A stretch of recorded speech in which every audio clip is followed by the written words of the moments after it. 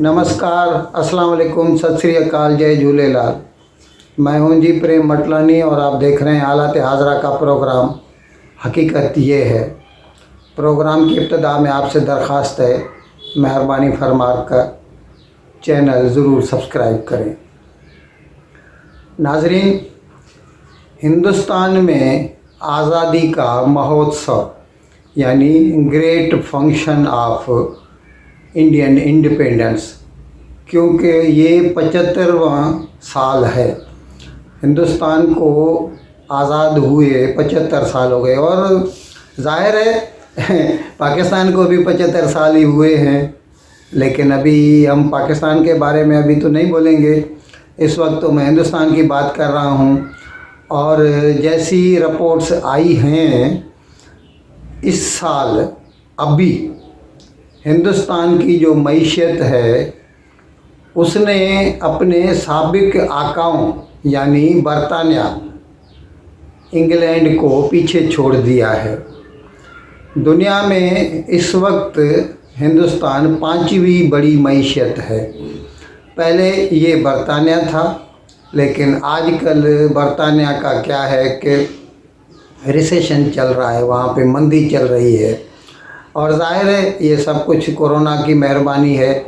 लेकिन कुछ भी हो, अब पोजीशन ये है कि हिंदुस्तान बरतानिया को पीछे छोड़कर 5वें नंबर पर पहुंच गया है। दुनिया की सबसे बड़ी मईशत जो है वो यूनाइटेड स्टेट्स है यानी अमेरिका, दूसरे नंबर पे चीन है, तीसरे नंबर पे जापान है, चौथे नंबर पे जर्मनी और अब 5वें नंबर पे हिंदुस्तान पहुंच गया। हिंदुस्तान की जो मईशत है उसका जो वैल्यू है, जो अभी बताया गया है, वो ये है कि 3,894 billion dollars, 3,894 billion dollars Hindustan की इकनॉमी बन गई है। जबकि बरतानिया की जो इकनॉमी है वो 3,687 बिलियन डॉलर है। यानी इस तरह से तकरीबन 200 बिलियन डॉलर हिंदुस्तान की इकनॉमी उससे आगे बढ़ गई है। अच्छा, आपके इत्तला के लिए ये अर्ज़ कर दें कि 2014 में जब मोदी हिंदुस्तान में वज़ीर आज़म बना था, उसके बाद से लेकर आज तक यानी 8 सालों में, उस वक्त हिंदुस्तान जो था दुनिया की 10वीं बड़ी इकनॉमी था, 10वीं बड़ी मईशत था, जो कि इन 8 सालों में 10वीं से लेकर अभी 5वीं तक पहुंच गया है। और जैसे हालात हैं या जैसे लग रहा है कि बाकी 5 साल में, यानी अभी 22 है तो 27 में हिंदुस्तान जो है वो दुनिया की तीसरी बड़ी इकनॉमी बन जाएगा। यानी जर्मनी और जापान को भी पीछे छोड़ देगा। अब ये अलग बात है कि लग ऐसे रहा है कि चीन बढ़ता जा रहा है और चीन हो सकता है कि आगे चलकर अमेरिका को भी पीछे छोड़ दे। लेकिन हिंदुस्तान भी आहिस्ता आहिस्ता करके आगे बढ़ता ही चला जा रहा है। अच्छा, इसके बदले में आप पाकिस्तान की हालत देखिए कि पाकिस्तान की तो अभी किसी गिनती में ही नहीं है। और हकीकत में तो हम दोनों का डीएनए भी सेम है। और यानी हम कह सकते हैं कि जो कैपेबिलिटीज़ हैं, जो सलाहियतें हैं, किसी भी लिहाज से कोई पाकिस्तानी किसी भी हिंदुस्तानी से कम नहीं है। अगर कहीं पर कोई चूक हुई है तो ये पाकिस्तानी सरकारों से हुई है और उनके गलत पॉलिसियों की वजह से आज पाकिस्तान जो है इस हालत पर या इस नहज पर पहुंच गया है कि खुदा न खास्ता अगर IMF का ये जो अभी 7वीं और 8वीं किस्त मिली 1.16 बिलियन डॉलर्स की, यानी 116 करोड़ डॉलर जो मिले पाकिस्तान को, अगर ये न मिले होते तो शायद पाकिस्तान डिफ़ॉल्ट कर जाता। नाज़रीन, चेयरमैन PTI पाकिस्तान के साबिक वज़ीर आज़म जनाब इमरान ख़ान ने कल बहावलपुर में वकला को ख़िताब किया और वकीलों से बात करते हुए भी वही बातें कर रहे हैं और पता नहीं कैसे वो वकील इसको सहते हैं और इसको सुनते हैं और इसको मदऊ करते हैं, उसको वक्त देते हैं उसकी बातें सुनने को, लेकिन बातें तो वही करता है कि वो जैसे हमने कल बताया था कि उसने बोला था बैक ऑफ, पीछे हटो, मैं आ रहा हूँ इस्लामाबाद में। कल भी इसने वही कहा कि आप जो है वकला को कहा इसने कि मैं आपसे कहता हूँ कि आप मेरा साथ दीजिए और सरकार के ऊपर ज़ोर डालिए ताकि वो मेरे जो आदमी हैं उनके ऊपर जो है वो कानूनी कार्रवाइयाँ न करे। अभी ये सीधा सीधा उसका इशारा था शहबाज गिल की तरफ, जबकि जब शहबाज गिल अरेस्ट हुआ था तो पहले तो फवाद चौधरी ने यहाँ तक कह दिया था कि पीटीआई जो है या हम जो हैं वो शहबाज गिल ने जो कुछ कहा है ARY न्यूज़ पर हम उससे इत्तेफाक नहीं रखते। लेकिन 7 दिन के बाद अचानक इमरान ख़ान को याद आ गया और फिर उन्होंने कहना शुरू कर दिया कि शहबाज गिल के ऊपर 3rd डिग्री हो रही है, उन्हें अजियतें पहुंचाई जा रही हैं और फिर उसको तो फिर पुलिस कस्टडी में नहीं देना चाहिए। और फिर उसने वो रावलपिंडी में जो तकरीर की और उसमें उसने मोहतरमा ज़ेबा चौधरी जो सेशन जज थी इस्लामाबाद की, उसको भी बुरा भला कहा, धमकियाँ दी और इस्लामाबाद के IG और DIG को भी धमकियाँ दी। अब भी ये अपना जो है न रवैया बदलाया है इन्होंने और न अपनी ज़ुबान, अब भी वैसे कि वैसे ही वो धमकियाँ ही दिए जा रहे हैं।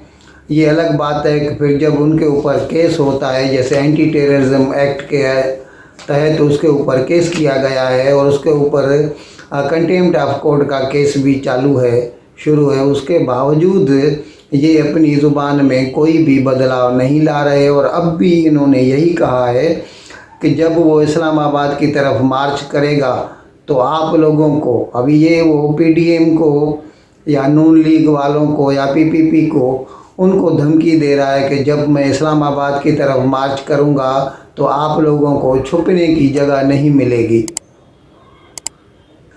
दुख की बात तो ये है कि पाकिस्तान तकरीबन आधा डूब गया है, कितनों के घर बर्बाद हो गए, लोगों के पास खाने को नहीं है। अच्छा, ये सैलाब आने की वजह से पाकिस्तान में हर चीज़ के दाम आसमान को छू रहे हैं। अच्छा, सरकारी जो आदाद व शुमार आए कुछ रोज़ कबल, जिसमें अगस्त का जो रेट ऑफ इन्फ्लेशन था, अफरात ज़र की जो शरह थी वो 27% से भी तजावुज़ कर गई, 27.3% थी। और ये ख़ुद गवर्नमेंट ने कहा है कि 49 साल में पाकिस्तान में इतनी इन्फ्लेशन कभी नहीं हुई। और लोग चिल्ला रहे हैं 300 रुपये किलो प्याज मिल रहा है, 200 रुपये किलो आलू मिल रहा है और अदरक 450 रुपया किलो, 300 रुपये 400 रुपये किलो की चीन की लहसुन है। और उसके बावजूद जनाब इमरान ख़ान को ये लगी है कि आप वो बोलते हैं आवाम को कि आप जाइए जिहाद कीजिए, घर घर में जाइए, एक एक दरवाज़ा खटखटाइए और उनको बोलिए पाकिस्तान का मतलब क्या, ला इलाहा इल्लल्लाह। हमें समझ में नहीं आ रहा इस वक्त मसाइल क्या हैं पाकिस्तान के।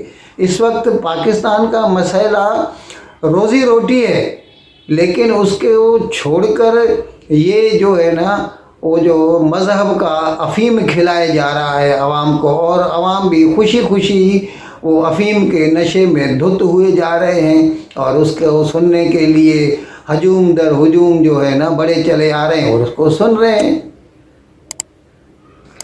उधर IMF की 2 दिन पहले रिपोर्ट आई।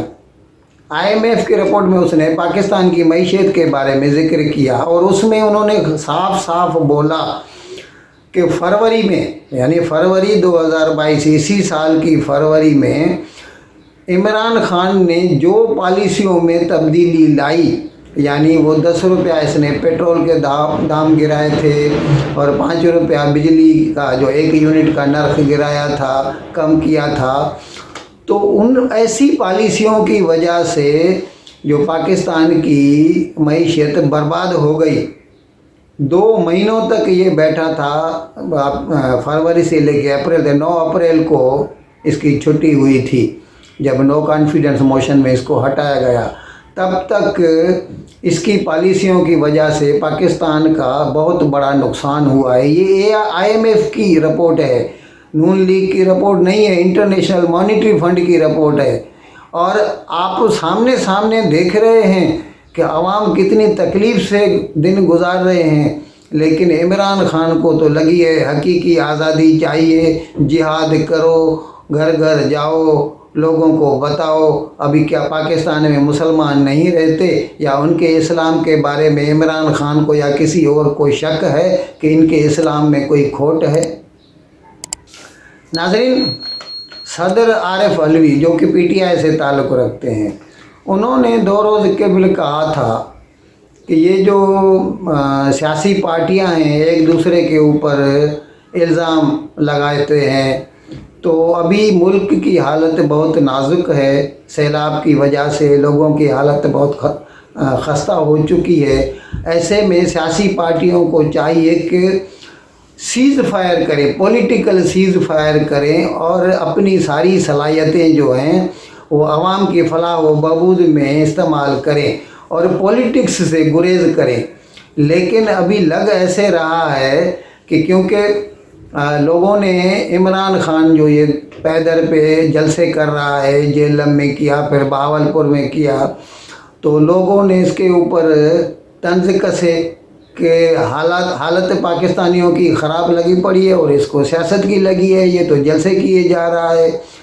तो जब ये आरिफ नकवी ने कहा कि भाई हमारे जो हालत, आरिफ अलवी ने कहा कि हालत बहुत ख़राब है पाकिस्तानियों की और इसीलिए सियासतदानों को चाहिए कि पॉलिटिकल सीज़ फायर करें, तो लग ऐसे रहा है कि इसको सदर साहब को जनाब इमरान खान ने जो है ना इसका वो सॉफ्टवेयर अपडेट कर दिया है, क्योंकि अभी उसने बोला है कि नहीं, मेरा मतलब ये नहीं है, वो आवाम की मदद भी की जा सकती है और साथ साथ सियासत भी जारी रखी जा सकती है। यानी मतलब वो अपने जो उसका जो पहला जो स्टैंड था, जो उसका मौक़िफ़ था, उससे मुकर गया है। इन अल्फाज के साथ मैं आज का प्रोग्राम ख़त्म करने की आपसे इजाज़त चाहता हूँ, लेकिन विदाई लेने से पहले एक मरतबा फिर आपसे मेरी दरख्वास्त है कि जिस किसी साहब ने हमारे इस चैनल को सब्सक्राइब नहीं किया, बराए मेहरबानी इसको जल्द से जल्द सब्सक्राइब करें, प्रोग्राम को लाइक करें, शेयर करें और घंटी का बटन दबाना न भूलें। बहुत बहुत शुक्रिया। खुदा हाफिज़।